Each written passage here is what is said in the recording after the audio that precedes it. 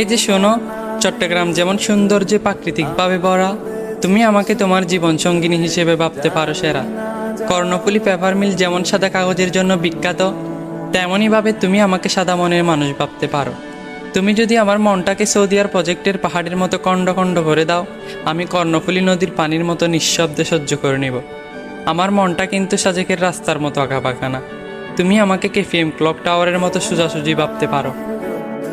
মানুষের মন ভালো না থাকলে কাপ্তায় লেগে বসে যেমন সময় কাটে, আমিও তোমার মন খারাপে তোমার পাশে বসে সময় কাটাবো। চট্টগ্রাম চা বাগানে যাওয়ার জন্য যেমন বাধা নেই, তোমার জন্য আমার মনে কোনো বাধা থাকবে না।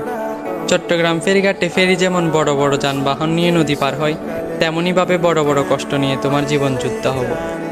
তুমি আমার সাথে হাজার ঝগড়া করলেও আমি সব মেনে নিব, কারণ আমি বহদ্দার হাটে জেমে পড়ে থাকা মানুষ।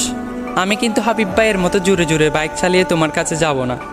আমি তোমার মনে ওইভাবে যাব যেভাবে কচ্ছপ খরগোশের কাছ থেকে জয় পেয়েছে। বিমানে ভ্রমণ করার মতো সামর্থ্য হয়তো আমার নেই, তবে আমি ইকো পার্কের কেবল কার দিয়ে আকাশপথ ঘুরে দেখাবো। রাঙ্গুনিয়া সড়ক দুর্ঘটনার মতো কিছুদিন পর পর অ্যাক্সিডেন্ট হতে চাই না। আমি তোমাকে সাইকেলের পিছু করে পুরো শহর ঘুরে দেখাবো। অবশেষে বলতে চাই, বুকের বাম পাশে হাত না থাকলে মানুষ যেমন বেঁচে থাকতে পারে না, তেমনইভাবে তোমাকে ছাড়া আমি থাকতেও পারবো না।